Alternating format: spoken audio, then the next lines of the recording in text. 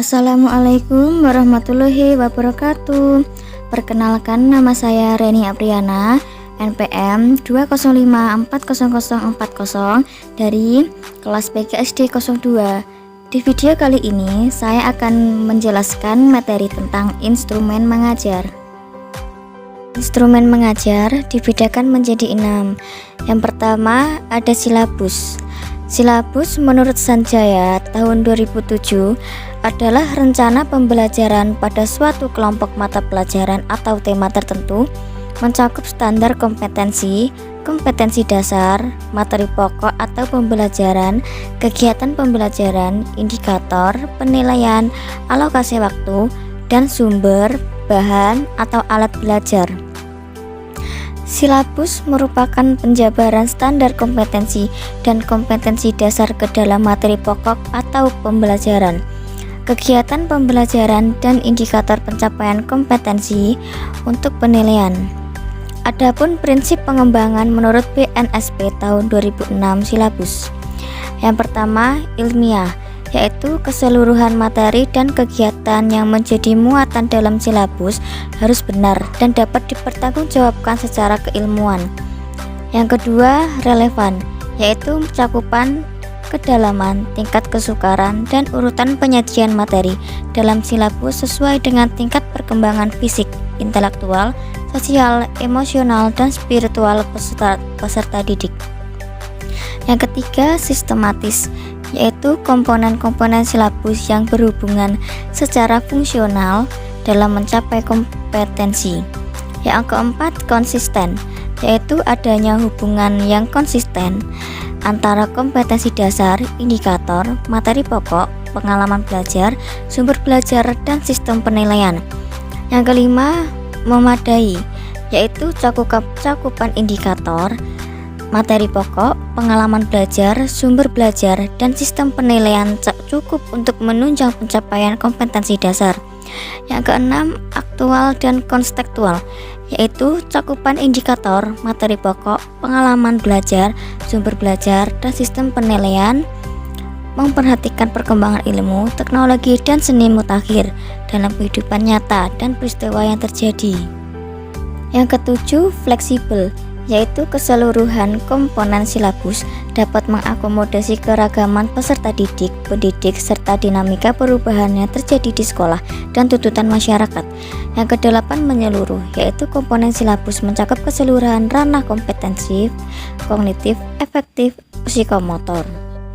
Adapun tahapan-tahapan pengembangan silabus yaitu perencanaan, pelaksanaan, perbaikan, pemantapan, dan penilaian silabus.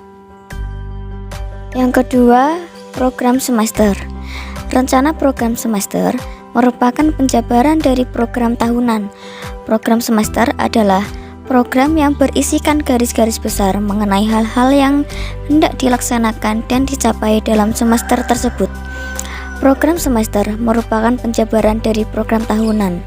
Isi dari program semester adalah tentang bulan, pokok bahasan yang hendak disampaikan, waktu yang direncanakan, dan keterangan-keterangan. Ada 6 komponen dalam program semester, yaitu identifikasi, materi pokok, bulan, alokasi waktu, standar kompetensi, dan keterangan. Adapun langkah-langkah menyusun program semester yaitu yang pertama, mengisi kompetensi dasar pada setiap unit berdasarkan pemetaan kompetensi dasar per unit yang telah disusun. Yang kedua, mengisi indikator sesuai dengan kompetensi dasar. Yang ketiga, mengisi materi pokok. Yang keempat, mengisi jumlah jam pelajaran setiap unit berdasarkan hasil analisis alokasi waktu yang telah disusun. Yang kelima, membagi jumlah dan jam pelajaran efektif dalam satu semester. Yang ketiga, rencana pelaksanaan pembelajaran atau RPP. Rencana pelaksanaan pembelajaran pada hakikatnya merupakan perencanaan jangka pendek untuk memperkirakan apa yang dilakukan dalam pembelajaran. Dengan demikian, rencana pelaksanaan pembelajaran merupakan upaya untuk memperkirakan tindakan yang akan dilakukan dalam kegiatan pembelajaran atau suatu perkiraan atau proyeksi guru mengenai seluruh kegiatan yang akan dilaksanakan baik oleh guru atau murid, terutama dalam kaitan pembentukan kompetensi. Komponen-komponen rencana pelaksanaan pembelajaran. Komponen-komponen rencana pelaksanaan pembelajaran menurut Permendiknas nomor 41 tahun 2007 yang dikutip oleh Mudasir tentang standar proses terdiri dari: yang pertama, identitas mata pelajaran; yang kedua, standar kompetensi; yang ketiga, kompetensi dasar; yang keempat, tujuan pembelajaran; yang kelima, indikator pencapaian kompetensi; yang keenam, materi ajar; yang ketujuh, metode pembelajaran; yang kedelapan, langkah-langkah pembelajaran; yang kesembilan, alat bahan sumber belajar; yang kesepuluh, penilaian. Yang keempat, lembar kerja peserta didik atau LKPD. Menurut Andi Prastowo tahun 2012 nomor 204, LKPD atau sering disebut LKS merupakan suatu bahan ajar cetak berupa lembar-lembar kertas yang berisi materi, ringkasan, dan petunjuk-petunjuk pelaksanaan tugas pembelajaran yang harus dikerjakan oleh peserta didik, yang mengacu pada kompetensi dasar dan tujuannya harus dicapai. Dengan demikian, dapat disimpulkan bahwa LKPD merupakan sumber belajar berupa lembaran tugas, petunjuk-petunjuk pelaksanaan tugas, evaluasi pembelajaran yang harus dikerjakan oleh siswa yang dibuat sesuai dengan kompetensi dasar yang harus dicapai. Adapun fungsi dan tujuan lembar kerja peserta didik atau LKPD, menurut Trianto tahun 2009 nomor 222 mengemukakan lembar kerja siswa berfungsi sebagai paduan untuk latihan pengembangan aspek kognitif maupun semua aspek pembelajaran dalam bentuk panduan percobaan atau demonstrasi.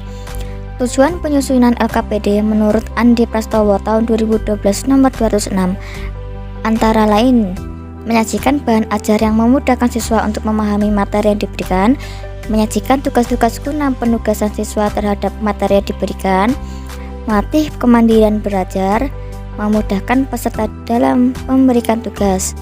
Adapun langkah-langkah membuat lembar kerja atau LKPD, menurut Andi Prastowo tahun 2012 nomor 212, langkah-langkah membuat LKPD antara lain: 1.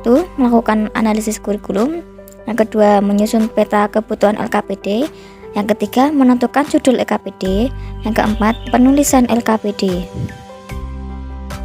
yang kelima, evaluasi. Instrumen evaluasi pembelajaran dapat dibedakan menjadi dua, yaitu tes objektif dan tes non-objektif.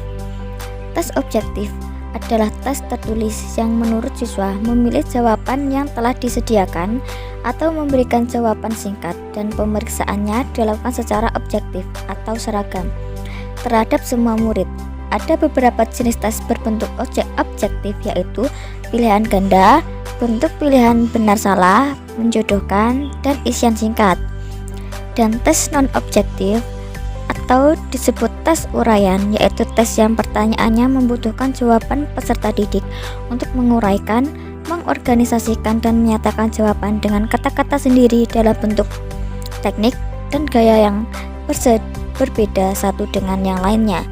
Bentuk uraian sering juga disebut bentuk subjektif karena dalam pelaksanaannya sering dipengaruhi oleh faktor subjektivitas guru. Yang keenam, media. Gagne mengartikan media sebagai jenis komponen dalam lingkungan peserta didik yang dapat merangsang mereka untuk belajar.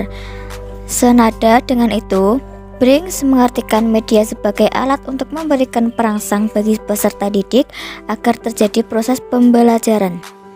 Sedangkan media pembelajaran adalah segala sesuatu yang berupa orang, bahan, peralatan, atau kegiatan yang digunakan untuk menyalurkan pesan yang dapat merangsang pikiran, perasaan, perhatian, dan kemauan peserta didik sehingga dapat mendorong terjadinya proses belajar. Adapun fungsi media pengajaran, secara umum fungsi dan peran media pengajaran yaitu untuk menangkap suatu objek atau peristiwa tertentu, memanipulasi keadaan peristiwa atau objek tertentu, kesempatan belajarnya lebih merata, dan pengalaman lebih berdasarkan ilmu. Nah, itu tadi sedikit penjelasan mengenai instrumen mengajar. Semoga bermanfaat. Sekian dan terima kasih. Wassalamualaikum warahmatullahi wabarakatuh.